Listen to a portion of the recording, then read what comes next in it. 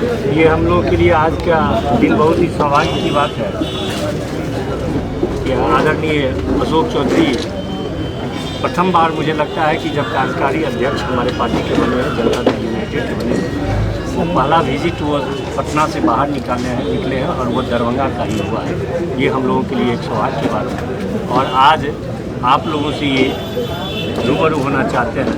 अब आप और अशोक बाबू के साथ हमारे साथ हमारे माननीय मंत्री जी मदन साहनी जी हैं, हमारे नौजवान साथी जो हाल फिलहाल में आरजेडी से हमारी पार्टी को नीतीश जी के नेतृत्व में ज्वाइन किए हैं, फराज फातमी जी हैं, पार्टी के हमारे सम्मानित विधायक सुनील चौधरी जी हैं, अमरनाथ गामी जी हैं और आज जिनके नॉमिनेशन के लिए हम आए हैं, हमारे साथ नीतीश जी को 2018 में ज्वाइन किए थे दिलीप चौधरी जी, स्नातक क्षेत्र से आप लोगों के आशीर्वाद से दो बार विधान पार्षद रहे हैं। इनके पिताजी का भी कार्यकाल लंबा कार्यकाल रहा है यहाँ पर दरभंगा, मधुबनी, बेगूसराय और समस्तीपुर में। हम इनके नॉमिनेशन के लिए आए हैं और हम उम्मीद करते हैं कि जिस तरह से मुखर रूप से इन्होंने अपने स्नातक क्षेत्र का प्रतिनिधित्व किया है, ये 2 दशक से मतलब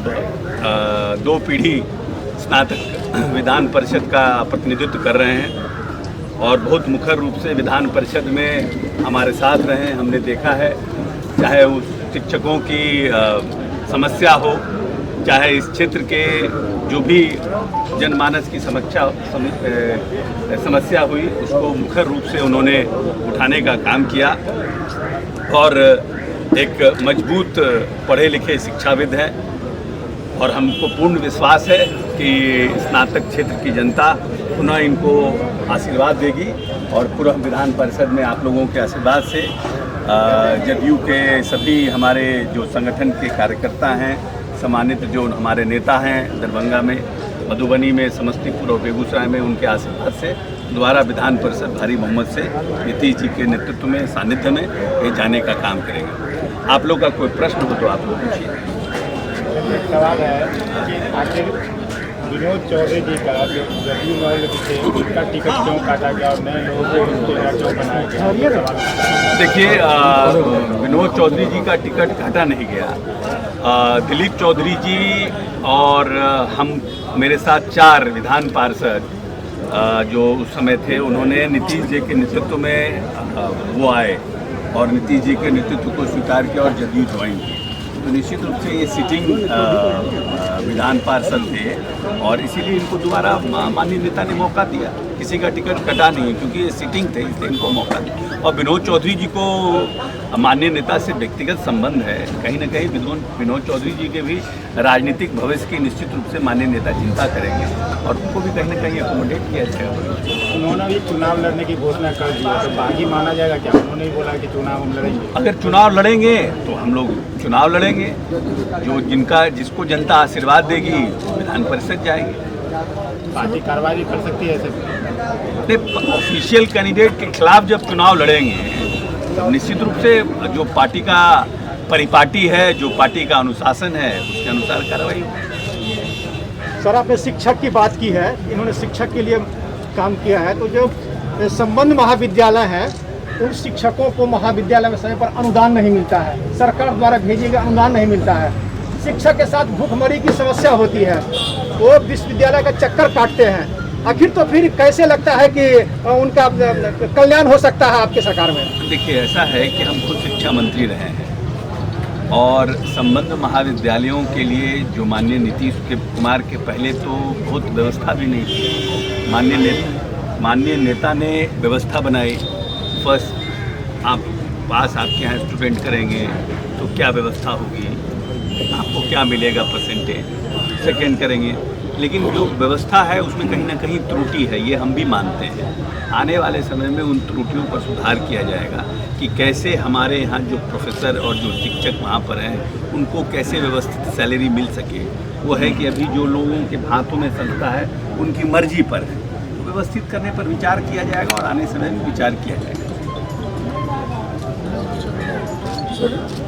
सबों के बीच एक बड़ी बात यह है कि अभी जो स्थितियां हैं, अभी बिहार विधानसभा का चुनाव भी होना है, लोजपा की जो स्थिति है उस स्थिति में जेडीयू किस तरह से निपटेगी? नहीं, हमको लगता है कि जब गठबंधन की राजनीति होती है, हम भी 2015 में कांग्रेस पार्टी के अध्यक्ष थे और हर पॉलिटिकल पार्टी प्रयास करती है कि गठबंधन में हमें ज़्यादा से ज़्यादा सीट, क्योंकि जब उनके कार्यकर्ताओं के और उनके नेताओं की संख्या ज़्यादा रहती है, लोग अपने अपने क्षेत्र में काम करते हैं, तो हर पॉलिटिकल पार्टी चाहती है कि हम ज़्यादा से ज़्यादा सीट हम लड़ें।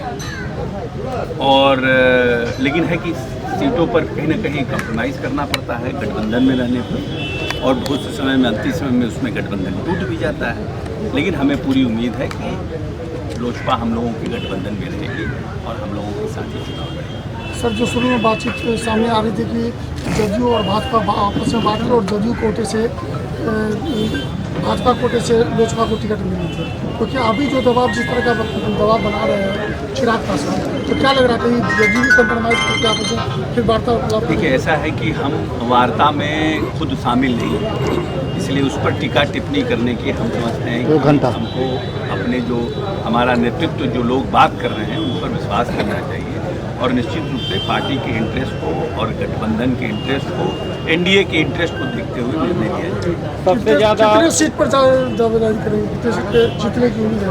एनडीए को कितने सीटों पर जीतेगी? एनडीए हम बार बार कह रहे हैं, पहले भी हमने कहा है कि इस बार एनडीए 200 पार करेगी। सबसे ज़्यादा वो जदयू पर हमलावर हैं और अपने लिए उप मुख्यमंत्री की दावेदारी भी कर रहे हैं, तो उस पर क्या कहें? हर कोई को इच्छा है, हम भी देश के प्रधानमंत्री बनना चाहते हैं।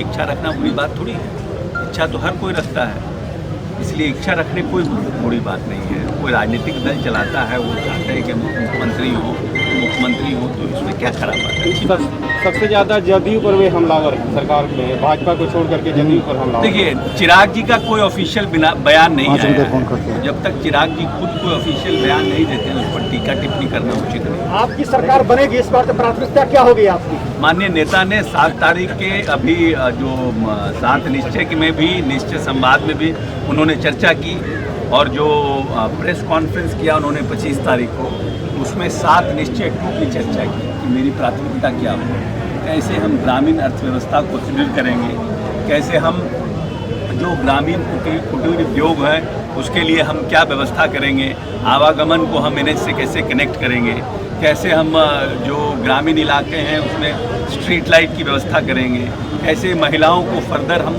सशक्त और आर्थिक रूप से संपन्न कर पाएंगे, उसकी भी उन्होंने व्यवस्था की। क्या हम कैसे जो हमारी आधी आबादी है उसको शिक्षित करने के लिए हम प्रोत्साहन राशि को बढ़ाने की भी चर्चा की है। युवाओं को कैसे हम स्किल करेंगे, जो एक बड़ी आबादी युवाओं की है उनको हम कैसे स्किल कर पाएंगे, कैसे प्रशिक्षित कर पाएंगे, उसकी भी उन्होंने चर्चा की है। तो हम तो हमेशा माननीय नेता ने इन 15 वर्षों में जेडीयू का और माननीय नेता माननीय मुख्यमंत्री का हमेशा यही रहा है कि विकास विकास और विकास, कैसे हम विकास करें। इन 15 वर्षों में जो प्रदेश 3.3% के ग्रोथ रेट पर था, आज जीडीपी आज वो 11.5% पर है। जो डेफिसिट स्टेट था, जहां पर अपने स्टाफ को सैलरी देने के लिए पैसा नहीं होता था, कर्ज लेकर सैलरी देना पड़ता था, वो इस 15 वर्षों में नीतीश कुमार ने इस प्रदेश को सरप्लस स्टेट बनाने का काम किया। 24,000 करोड़ के बिहार को 2,15,000 करने का काम किया। तो निश्चित रूप से नीतीश कुमार से इस प्रदेश की जनता को उम्मीद है, और नीतीश कुमार ने जनता की उम्मीद पर खरा उतरने का काम किया है। चाहे मूलभूत संरचना हो, चाहे इस प्रदेश में घर घर बिजली पहुंचाने का काम हो, चाहे नल जल हो, गली नली हो, सब स्तर पर माननीय नेता ने 7 निश्चय में काम करने का काम किया। साथ साथ उन्होंने जो एक 15 साल की जो पहले की सरकार थी, जो सरकार इस प्रदेश में हमारे शोषित, वंचित और जो दलित भाई थे, और जो एक बड़ी नौजवानों की आबादी थी, जिसको चरवाहा विद्यालय खोल करके चरवाहा विद्यालय में पढ़ने के लिए प्रेरित करने का काम करती थी, उस राजनीतिक पॉलिटिकल शिफ्ट करने का काम किया। और इन 15 वर्षों में IIT, BIT, NIT, Chandragupta management विश्वविद्यालय, आर्यभट्ट नॉलेज विश्वविद्यालय, चाणक्य लॉ संस्थान, कितने यूनिवर्सिटी, मुंगेर, पूर्णिया में विश्वविद्यालय, इस प्रदेश में इंजीनियरिंग कॉलेज, आईटीआई, महिला आईटीआई बना करके अपने नौजवानों को प्रशिक्षित और शिक्षित करने का काम कर रहे हैं। तो निश्चित रूप से पॉलिटिकल शिफ्ट है। जो व्यक्ति के शासनकाल में 15 साल में चरवाहा विद्यालय खोलने का जिन लोगों ने काम किया, वो 15 वर्ष के बाद बेरोजगारी का पोर्टल खोल रहे हैं।